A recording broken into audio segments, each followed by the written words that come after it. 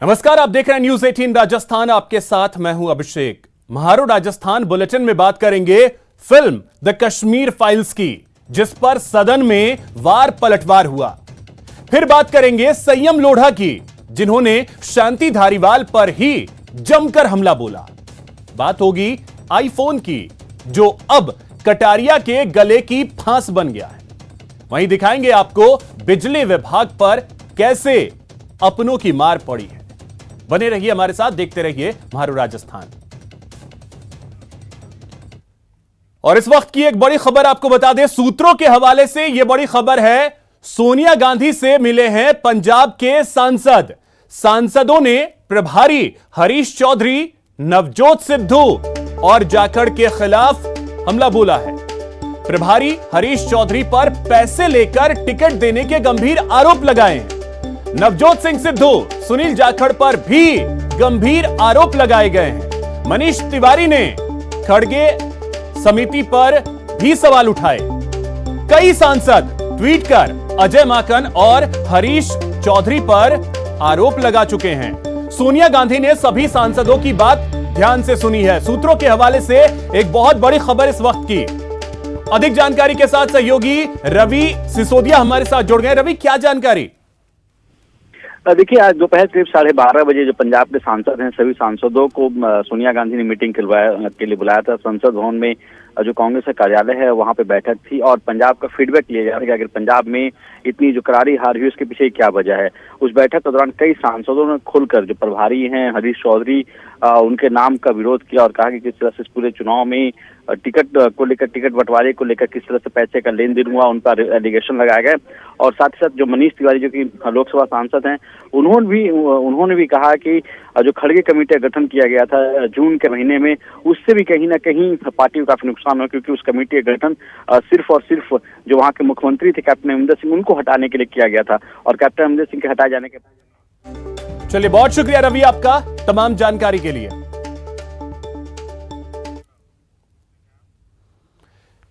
कश्मीरी पंडितों के अपने राज्य से पलायन के दर्द को दिखाने वाली फिल्म द कश्मीर फाइल्स अब बीजेपी और कांग्रेस के बीच सियासी घमासान का नया मुद्दा बन गई है। बीजेपी फिल्म को टैक्स फ्री करने के बहाने कांग्रेस पर वार कर रही है, तो कांग्रेस का भी पलटवार है। मोदी सरकार ने अब तक कश्मीरी पंडितों के लिए क्या कुछ किया है, यह कांग्रेस का हमला है। अनुपम खेर, मिथुन चक्रवर्ती अभिनीत इस फिल्म की तारीफ पीएम नरेंद्र मोदी ने भी की है। बीजेपी के विधायक का कहना है कि कश्मीर समस्या के लिए कांग्रेस जिम्मेदार है। तो कांग्रेस का आरोप है कि 1990 में जब पंडितों का घाटी से पलायन हुआ तो केंद्र में बीजेपी की सरकार थी। ना तो तब बीजेपी ने पंडितों के लिए काम किया और ना ही आज कर रही है। नेहरू जी के काल से ही कश्मीर की समस्या है। उन्होंने कश्मीर में आतंकवादियों को शह दी, धारा 370 को जिंदा रखा और शेख अब्दुल्ला, फारूक अब्दुल्ला, इनके ही परिवार की वो सरकार को पनपाते रहे। उसी का परिणाम था कि ये कश्मीर पंडितों की दुर्दशा हुई। कश्मीरियों के प्रति मन में थोड़ी सी भी संवेदना है तो तुरंत इसको टैक्स फ्री कर देना चाहिए, अन्यथा ये माना जाएगा कि कांग्रेस उसी नेहरू परिवार और गांधी परिवार, जो कश्मीर समस्या की जननी है, उसी से इसकी सहानुभूति है। इसमें कोई दो राय नहीं। कश्मीरी पंडितों पर जुल्म हुआ और वो वहां से छोड़कर आने लगे, तब सरकार भारतीय जनता पार्टी की थी।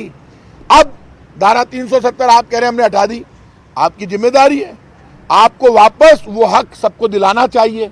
एक पिक्चर को लेकर झूठ परोसने से सच्चाई नहीं छुपती। 90 में सरकार आपकी थी, आपके समय पे ये सब जुल्म हो रहे थे। आप क्या कर रहे थे? कांग्रेस ने तो आतंकवादियों को ठोक कर मारा। आतंकवाद के लिए किसी की कहीं पर भी कोई जगह नहीं है। आतंकवाद का कांग्रेस कल भी विरोध करती थी, आज भी करेगी, क्यों नहीं करेगी?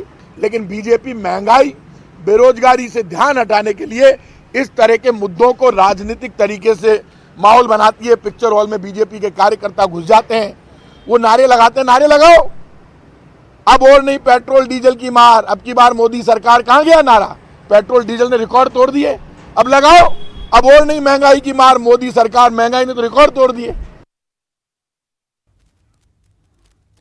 वहीं 5 राज्यों में कांग्रेस की करारी हार से बीजेपी खुश तो है, लेकिन कांग्रेस पर सियासी तंज भी कस रही है। बीजेपी का आरोप है कि जब तक कांग्रेस गांधी परिवार के मायाजाल से बाहर नहीं निकलती है, तब तक उसका भला नहीं हो सकता। राजस्थान और छत्तीसगढ़ फतह के साथ ही कांग्रेस मुक्त भारत का सपना पूरा हो जाएगा। हम तो भारतीय जनता पार्टी के तो हित में हैं कि सोनिया गांधी और राहुल गांधी जमे रहें, ताकि बाकी जो राजस्थान और छत्तीसगढ़ बचा है वह भी इनके हाथों से जाए और देश जो है कांग्रेस की सरकारों से मुक्त हो जाए। इस प्रकार की स्थिति ये स्वयं ही बना रहे हैं कि अशोक गहलोत केवल अपनी सत्ता बचाने के लिए गांधी परिवार की मक्खनबाजी और उनकी चमचागिरी कर रहे हैं। यदि वास्तव में तो वो भी मन से समझते होंगे कि जो कुछ करें ठीक नहीं है, इनको डर है कि कहीं सचिन पायलट आगे न मार जाए। तो सचिन पायलट और अशोक गहलोत दोनों का कंपटीशन आज राजस्थान में इनको बचाए हुए है। मुझे लगता है कि भविष्य में निश्चित रूप से कांग्रेस मुक्त भारत बनने जा रहा है। अब कांग्रेस पार्टी ने नीतिगत निर्णय किया कि जो भी 5 प्रदेशों के अध्यक्ष है वो अपना इस्तीफा दे। तो 5 प्रदेशों के अंदर प्रभारी कौन लगे हुए थे? अब प्रभारी जो लगे हुए थे उनसे इस्तीफा नहीं मांग रहे, जबकि प्रभारियों के ऊपर संगीन आरोप भी उन्हीं के कार्यकर्ताओं ने लगाया। अब कांग्रेस पार्टी के अगर 5 प्रभारियों के इस्तीफे मांगेंगे तो उनमें 4 इस्तीफे ही मांगेंगे, 5वां नहीं मांगेंगे, क्योंकि 5वां तो उस परिवार से संबंधित है जिस परिवार की वो इस्तीफा मांगने वाले लोग हैं। इसलिए कांग्रेस पार्टी का ये दोहरा चरित्र है। इस दोहरे चरित्र की वजह से कांग्रेस की ये हाशिए के ऊपर पहुंचने की स्थिति बनी है। यूडीएच मंत्री शांति धारीवाल को लेकर लगातार तीसरे दिन भी बवाल हुआ। आज विधानसभा में निर्दलीय विधायक और सीएम के सलाहकार संयम लोढ़ा ने सवाल किया।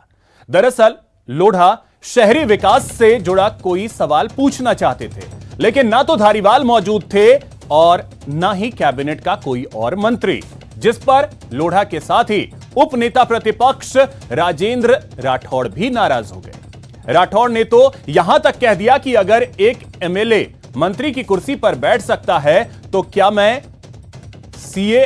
सीएम की कुर्सी पर जाकर बैठ जाऊं।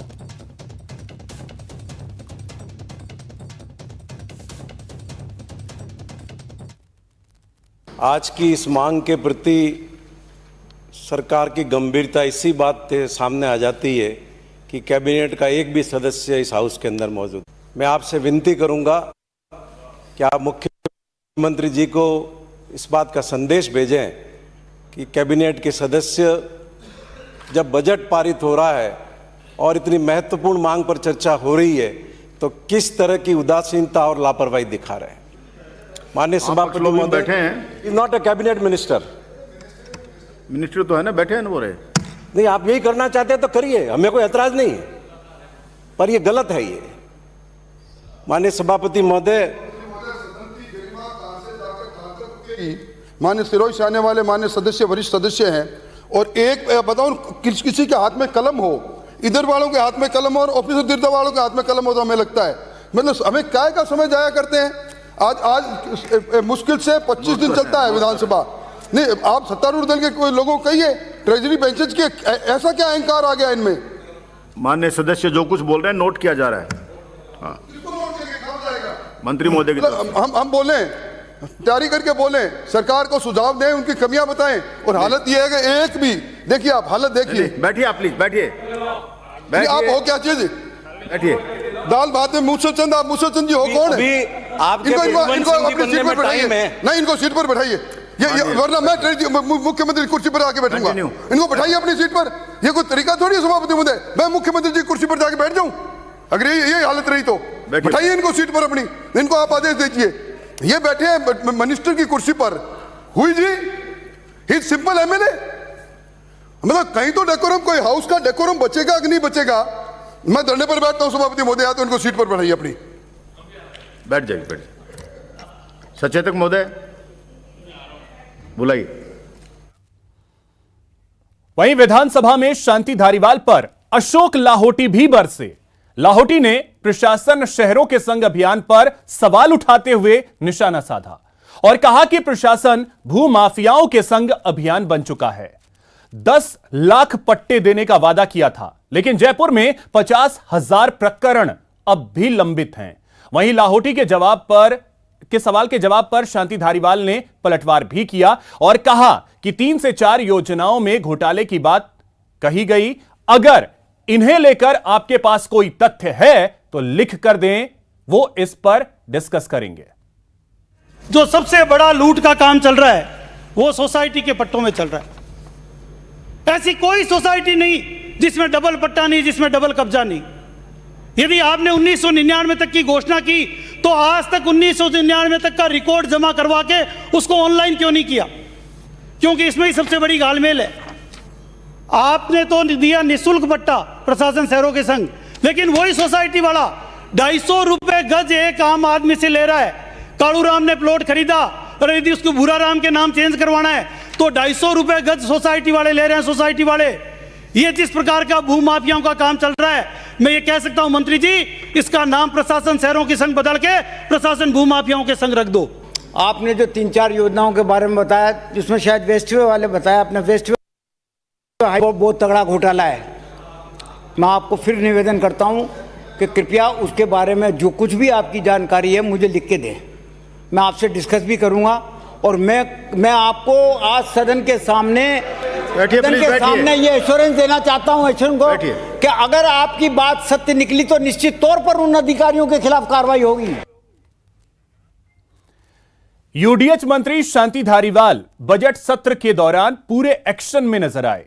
उन्होंने अपने विभाग के काम गिनाने के साथ विरोधियों पर वार भी किया। धारीवाल ने कहा कि आप कहते हो कि जेडीए ने क्या किया। जेडीए 14 विधानसभा क्षेत्रों में बटा हुआ है। आप कहो तो एक एक विधानसभा क्षेत्र का काम बता सकता हूं। की थी जब 1998 में हमारी सरकार बनी थी तो जेडीए की भी हालत आप यही छोड़ के गए थे। 93 से लेकर के 98 तक के दोषी आप हो। आप भी उस कैबिनेट में मेंबर थे। क्या हालत थी? आप लोग खुद कहा करते थे कि ये जेडीए तो सफेद हाथी है। 98 में हमने संभाला और संभालते ही कितने विकास के काम किए। पूरे जयपुर में जो है जेडीए के द्वारा विकास के काम किए। और आर्थिक स्थिति जो कर्जा छोड़ के गए थे आप, कर्जा तो आज भी छोड़ के गए हो आप। 1802 सुन रहे हो ना लाडो जी, 2-2.5 हजार करोड़ रुपए का कर्जा आज भी छोड़ के गए थे आप, जब हमने 2019 सत्ता संभाली जब। और आज स्थिति देखो जेडीए की क्या है। विधानसभा में आंगनबाड़ी केंद्रों में पोषाहार वितरण के सवाल पर महिला विकास मंत्री ममता भूपेश घिर गईं। बीजेपी विधायक रूपाराम के सवाल के जवाब में मंत्री ममता भूपेश को स्पीकर ने भी कई बार टोका और उनके विभाग की कार्यशैली को लेकर घेरा। देखिए पोषाहार वितरण पर सदन में घमासान। उक्त विधानसभा क्षेत्र में पोषाहार वितरण का कार्य किस किस संस्था प्रमुख के द्वारा करवाया जा रहा है? बस ठीक है इसका इन्होंने जवाब दिया है। खरीद रहे मैं समझ पढ़ लिया मैंने। माननीय अध्यक्ष, माननीय मंत्री जी, जवाब जो है रिलेवेंट नहीं है। उनका प्रश्न बिल्कुल ठीक है। आपको किन संस्थाओं से किया उनका जवाब दे दो। नेफेड और एफसीआई के द्वारा किया जा रहा है और हमारे खाद्य जो पीडीएस सिस्टम उसके द्वारा बांटा जा रहा है। अध्यक्ष जी, 3 ही संस्थाओं का इन्वॉल्वमेंट है और तो है नहीं। माननीय अध्यक्ष महोदय, ठेकेदार पड़ता है, ठेकेदार का नाम भी पता है, मुझे पता नहीं जानबूझकर ठेकेदार का नाम क्यों छुपाया। पूरे नागौर जिले में ठेकेदार एक ही है। गेहूं, चावल, दाल, तीनों चीजें क्रय करके एफसीआई और नेफेड से भारतीय खाद्य निगम को दी जाती है और आगे सप्लाई करने का कार्य हमने उनको दे रखा है। अब उनका कौन आगे नीचे वो किससे करवा रहे हैं, ये जिम्मेदारी खाद्य निगम, खाद्य विभाग की है। माननीय मंत्री जी बताइए। प्लीज बैठे। माननीय मंत्री जी, उनकी रिस्पॉन्सिबिलिटी है। मंत्रालय की भी तो कोई जिम्मेदारी होगी कि जब वो नीचे जाके बट रहा है कि नहीं बट रहा है, उसकी जिम्मेदारी किसकी होगी? माननीय अध्यक्ष महोदय, समय समय पे हमारी जांच हो रही और इनके जो हमारे जांच करने का सिस्टम है उसके अंदर भी माननीय अध्यक्ष महोदय डिप्टी लेवल के ऊपर जांच साल की, महीने की फिक्स होती है, सीडीपीओ की फिक्स होती है, एलएस की फिक्स होती है, जो जाके आंगनबाड़ी केंद्र के ऊपर बट रहा है कि नहीं। अब बात करेंगे प्रदेश में हो रही आईफोन पर सियासत की। बीजेपी विधायकों के मोबाइल लेने से स्पीकर का इनकार। 21 लाख के मोबाइल की रखवाली बनी चिंता की बड़ी वजह। नेता प्रतिपक्ष के कक्ष में रखे हैं 20 मोबाइल।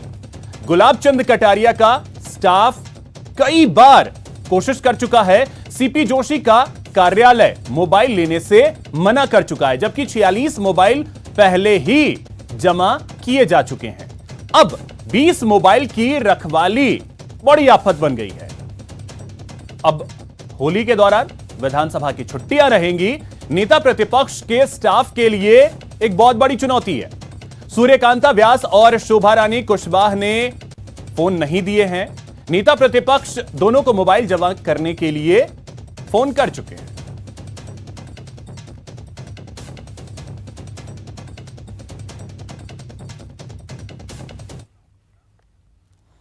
यहां रुकेंगे एक छोटे से ब्रेक के लिए। ब्रेक के बाद देखिए स्वास्थ्य विभाग में डेप्यूटेशन का खेल।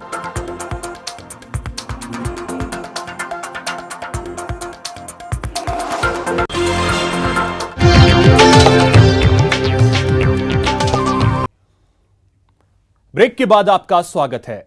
स्वास्थ्य विभाग में रिश्तेदारों को पोस्टिंग देने का मामला तूल पकड़ रहा है। विभाग में डेप्यूटेशन के नाम पर चल रहे इस खेल को न्यूज 18 राजस्थान ने इसका खुलासा किया। हमारी खबर के बाद इस मुद्दे पर विपक्ष हमलावर है। क्या कुछ कहा है, आइए आपको सुनवाते हैं। देखिए, मैं ये कहना चाहूंगा कि कांग्रेस का दोहरा चरित्र रहा है। इससे पहले भी डेपुटेशन कैंसिल करने की विधानसभा में माननीय मंत्री जी ने आवाज़ उठाई थी और ऑर्डर भी किया था, लेकिन पहले भी ऐसा हुआ है। विधानसभा के अंदर कहने के लिए तो बहुत कुछ होता है, लेकिन धरातल पे अगर हम लोग देखेंगे तो ऐसा होता नहीं है। अपने चहेतों को, रिश्तेदारों को चिकित्सा विभाग में, जैसे अभी माननीय मंत्री प्रसाद लाल जी मीणा ने कहा, उनके रिश्तेदार को फूड डिपार्टमेंट के अंदर लगाया हुआ है। तो ये क्या है कि कहने को तो बहुत कुछ है कि हम ये करेंगे, लेकिन वास्तविक जो अपने रिश्तेदार होते हैं, अपने चहेते होते हैं, उनको फायदा पहुंचाने के लिए ये नियम कानून कोई काम नहीं आता है। और इस दोहरे चरित्र को हम जनता के सामने भी रखेंगे और आपके माध्यम से, टीवी चैनल के माध्यम से, न्यूज़ के माध्यम से बताएंगे कि राजस्थान सरकार के जो मंत्री हैं, चिकित्सा विभाग में नहीं है, और जितने भी डिपार्टमेंट, सारे के सारे मंत्री इसी प्रकार की कार्रवाई करते हैं और जनता के सामने एक्सपोज करते हैं। देखिए, डेपुटेशन के मामले को लेके और प्रसादी लाल जी ने विधानसभा के अंदर ये कहा कि चाहे मुझे पद ही छोड़ना पड़े, लेकिन मैं इस खेल को ख़त्म करूंगा।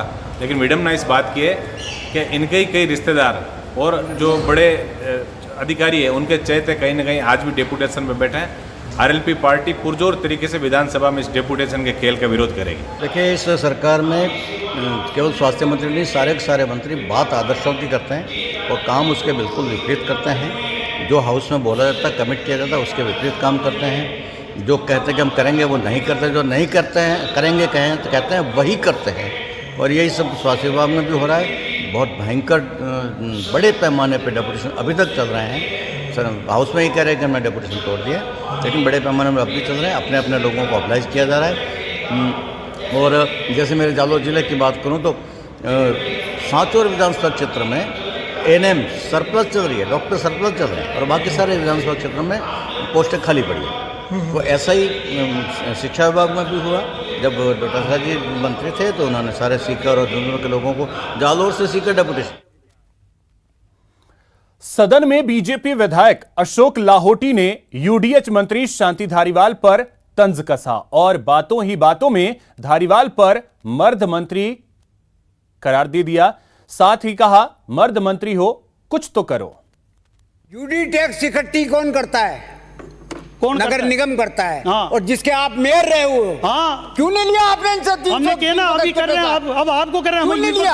हम विपक्ष में आगे ना, आप आना चाहते हो क्या? आओ इधर, हम करेंगे। हमने सफाई का काम किया, आप यूडी टैक्स का कर दो। कुछ तो करो मंत्री महोदय, कुछ तो करो मंत्री महोदय, आप तो मर्द हो, कुछ तो करो। सभापति महोदय, आज नगर पालिकाओं का हाल क्या है? हाल क्या है नगर पालिकाओं का? मैं कोई दोषारोपण नहीं कर रहा, इसको अदरवाइज नहीं ले मंत्री जी, मैं तो आपका प्रशंसक हूं। मैंने तो यह भी कहा इस सदन में कि आप तो एनसाइक्लोपीडिया हो, पर एनसाइक्लोपीडिया जब फेल होता है तो पूरा सदन फेल हो जाता है। पूर्व मुख्यमंत्री वसुंधरा राजे आज 12 दौरे पर हैं। अपने दौरे के दौरान किशनगंज में राजे का कार्यकर्ताओं ने भव्य स्वागत किया। पूर्व विधायक ललित मीणा, रामपाल मेघवाल, कंवरलाल मीणा समेत कई वरिष्ठ बीजेपी नेता मौजूद रहे। यहां वसुंधरा राजे ने कार्यकर्ताओं को भी संबोधित किया। साथ ही देवदर्शन यात्रा केशवराय पाटन में पहुंचने पर सभी कार्यकर्ताओं और आम जन का धन्यवाद दिया। उन्होंने कहा कि वह जल्द ही फिर से बारां जिले के दौरे पर आएंगी और लोगों से मुलाकात करेंगी। इस दौरान बारां झालावाड़ सांसद दुष्यंत सिंह भी उनके साथ रहे। वहीं वसुंधरा राजे ने सबको होली की शुभकामनाएं भी दी।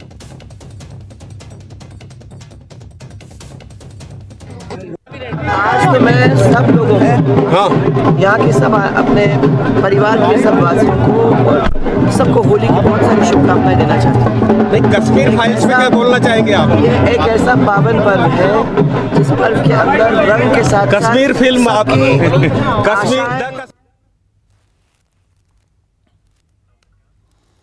पूर्व मुख्यमंत्री वसुंधरा राजे करीब एक सप्ताह से झालावाड़ जिले के दौरे पर थीं।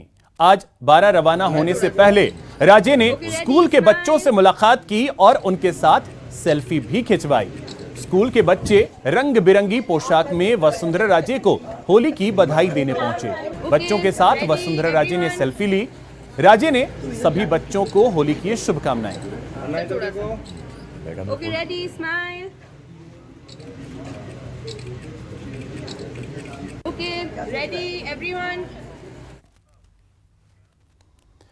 बिजली विभाग पर अपनों की ही मार पड़ी है। सरकारी ऑफिसों के एक दो नहीं, करीब 2400 करोड़ रुपए का बिजली बिल बकाया है। बिजली विभाग ने बिल की वसूली के लिए मेगा प्लान तैयार किया है। साथ ही चेतावनी भी दी है कि नोटिस मिलने के 5 दिनों के भीतर बिल जमा नहीं हुआ तो फिर कनेक्शन कटेगा। देखिए रिपोर्ट। बिजली विभाग पर अपनों की मार। सरकारी ऑफिसों पर 2390 करोड़ बकाया। बिजली विभाग चलाएगा मेगा अभियान। 5 दिन की डेडलाइन, नहीं तो कटेगा कनेक्शन। फाइनेंस के द्वारा भाई सभी विभागों के जो को पत्र भी हमने लिखा है कि जल्दी से जल्दी ये बकाया जमा करवाया जाए, जिससे कि हमारी व्यवस्था सुचारू चल सके और हमें किसी फाइनेंशियली दिक्कत का सामना नहीं। जी हाँ, मेगा अभियान है बिजली बिल की वसूली का, ताकि तय समय पर बिजली बिल जमा हो सके। सरकारी विभागों को नोटिस भेजा जा रहा है, ताकीद की जा रही है, समय पर बिजली बिल जमा कराने को कहा गया है। साथ ही चेतावनी भी कि अगर नोटिस मिलने के 5 दिनों के अंदर बिजली बिल जमा नहीं कराया तो फिर बिजली का कनेक्शन काटा जाएगा। देखिए, सरकारी विभागों में मुख्य रूप से पीएचडी है, पंचायती राज है, स्थानीय निकाय जो हमारे नगर पालिका, नगर परिषद है, इस तरह की जो गवर्नमेंट ऑफिसेज हैं उनका काफ़ी बड़ा बकाया राशि है। उस संबंध में हमने मुख्यमंत्री जी के ध्यान में भी हम लेके आए हैं, चीफ सेक्रेटरी को भी ये बताया गया है और फाइनेंस के द्वारा भाई सभी विभागों के जो को पत्र भी हमने लिखा है कि जल्दी से जल्दी ये बकाया जमा करवाया जाए, जिससे कि हमारी व्यवस्था सुचारू चल सके और हमें किसी फाइनेंशियली दिक्कत का सामना नहीं। दरअसल बिजली विभाग पर अपनों की ही मार पड़ी है। नगरीय निकायों, केंद्र और राज्य सरकार के दफ्तरों पर एक दो नहीं, हजारों करोड़ रुपए का बिजली बिल बकाया है।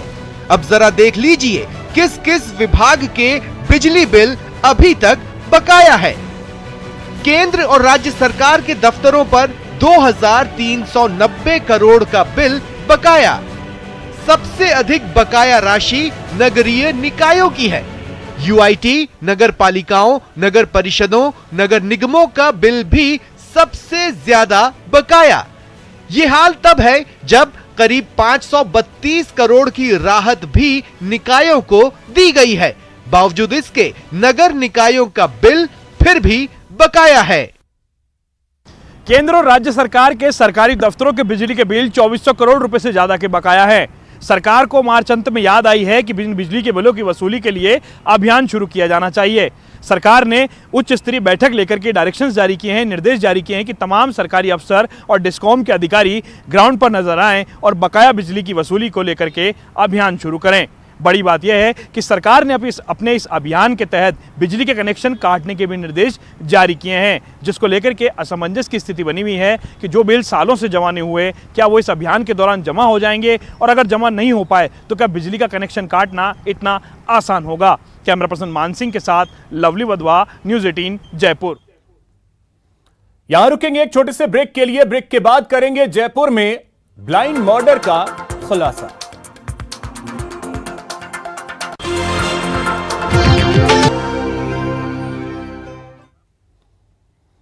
ब्रेक के बाद आपका स्वागत है। एक बड़ी खबर आपको बता दें, जयपुर से यह बड़ी खबर है, अमीन कागजी को एयरपोर्ट पर रोका गया है। हज कमेटी के अध्यक्ष हैं विधायक अमीन कागजी, जयपुर से दुबई जा रहे थे। अमीन कागजी को इमिग्रेशन ने रोका है, कारणों का फिलहाल पता नहीं चल सका है, लेकिन एयरपोर्ट पर उन्हें रोका गया है। यह बड़ी खबर इस वक्त राजधानी जयपुर से, जहां दुबई जा रहे अमीन कागजी को एयरपोर्ट पर इमिग्रेशन ने रोका है। कारणों को लेकर के अभी फिलहाल जानकारी नहीं है कि किस वजह से उन्हें रोका गया है। बड़ी जानकारी राजधानी जयपुर से, जहां अमीन कागजी को एयरपोर्ट पर इमिग्रेशन ने रोका है, वो दुबई जा रहे थे।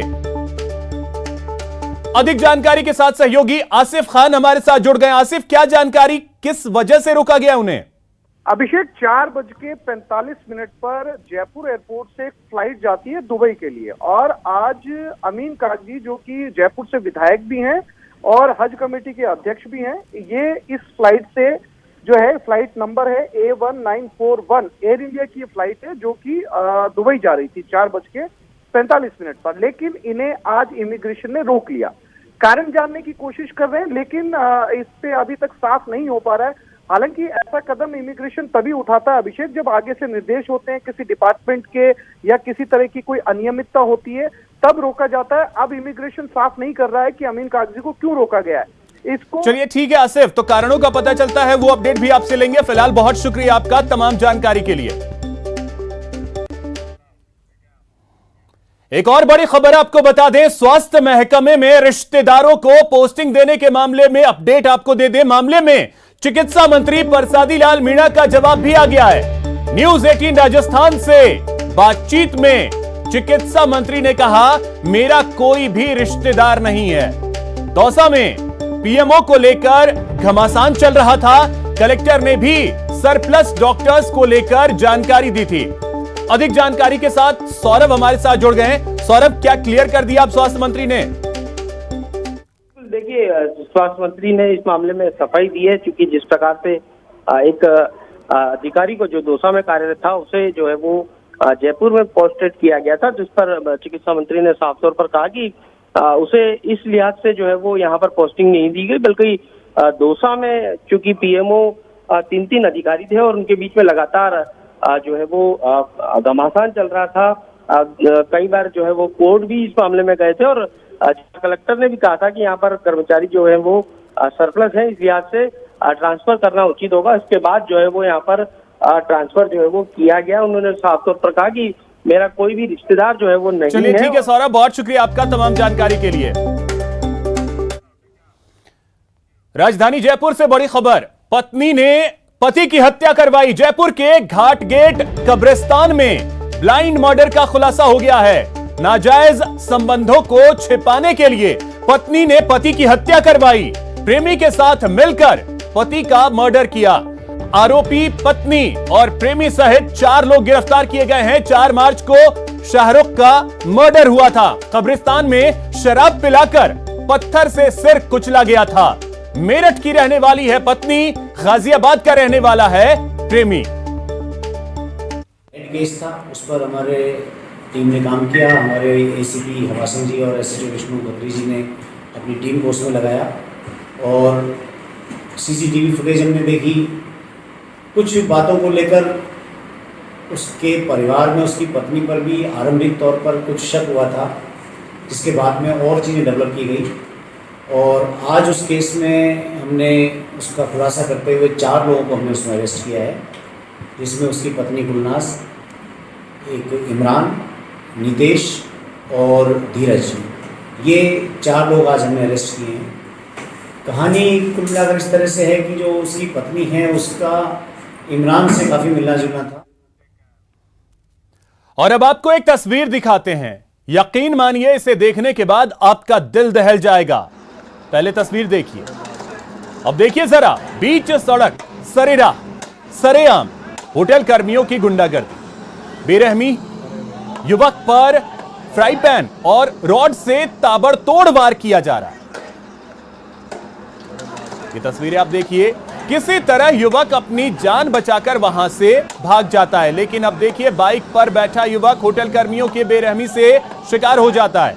पहले वार कर युवक को बाइक से गिरा देते हैं, फिर उसके सिर पर फ्राई पैन से बार बार वार किया जाता है, तब तक जब तक युवक की मौत नहीं हो जाती। दरअसल यह घटना 2 दिन पुरानी है, लेकिन वारदात का सीसीटीवी फुटेज जो है वो आज सामने आया।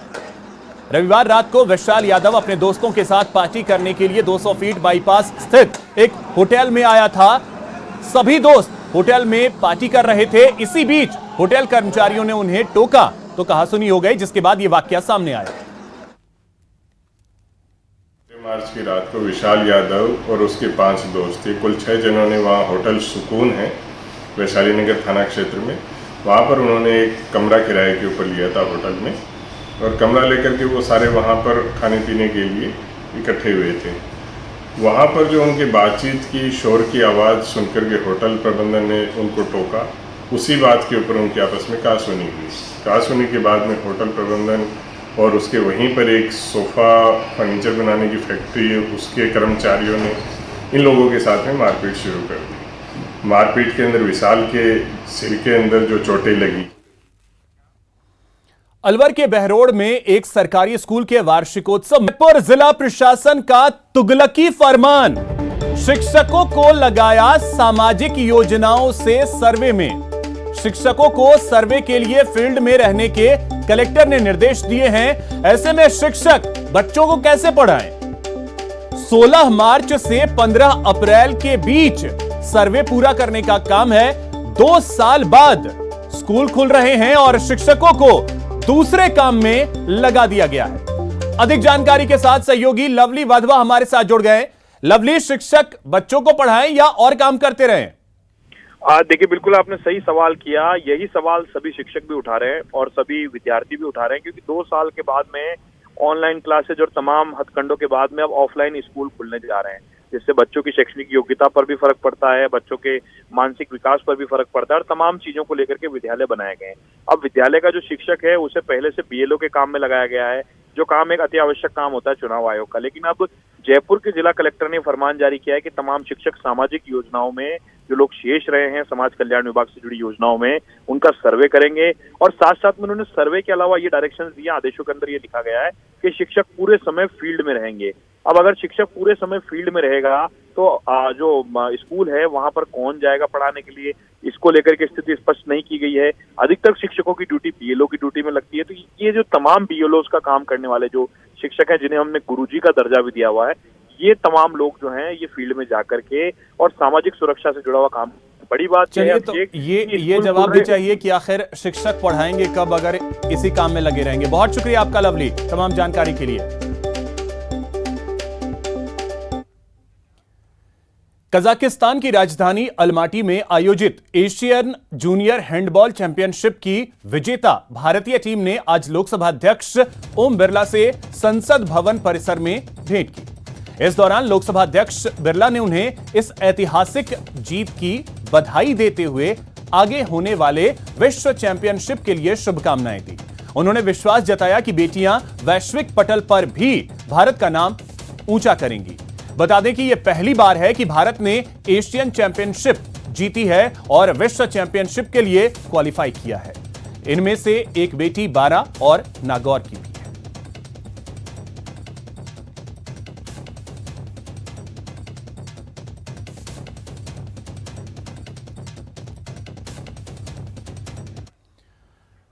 और अब आपको दिखाते हैं जोधपुर का खास फाग उत्सव, जिसमें मोदी का जादू सिर चढ़कर बोला। देखिए रिपोर्ट।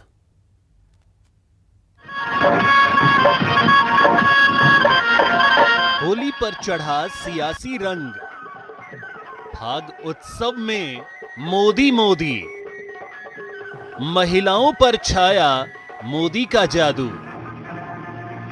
होली के रंग मोदी मास्क के संग, यहां भी मोदी वहां भी मोदी, इधर भी मोदी उधर भी मोदी, मैं भी मोदी तुम भी मोदी, जहां देखो बस मोदी ही मोदी।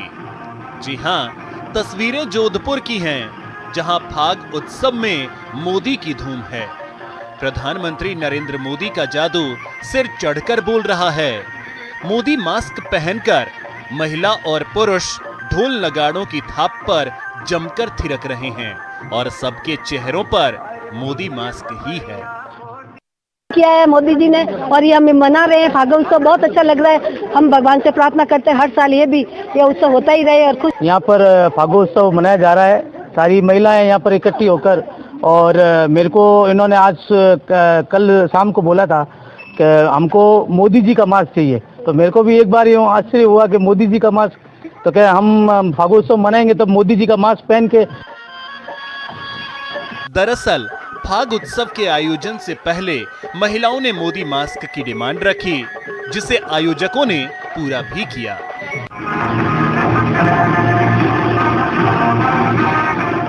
होली का त्योहार है, रंगों की धूम है, और इस रंग में एक रंग राजनीति का भी है। मोदी के मास्क पहनकर महिलाएं फागोत्सव की धूम में मस्ती में सराबोर है। वजह भी साफ है, जहां उत्तर प्रदेश में मोदी सरकार की जीत है तो वहीं काम की भी तारीफ, साथ ही साथ त्योहार की मस्ती भी। जोधपुर से कैमरा पर्सन शेर सिंह के साथ रंजन दवे, न्यूज 18 राजस्थान। तो इसी के साथ इस बुलेटिन में इतना ही। साथ ही आपको बता दें, अपने पसंदीदा चैनल न्यूज 18 राजस्थान की और भी खबरों को देखने के लिए आप विजिट कर सकते हैं हमारी वेबसाइट news18rajasthan.com पर। नमस्कार।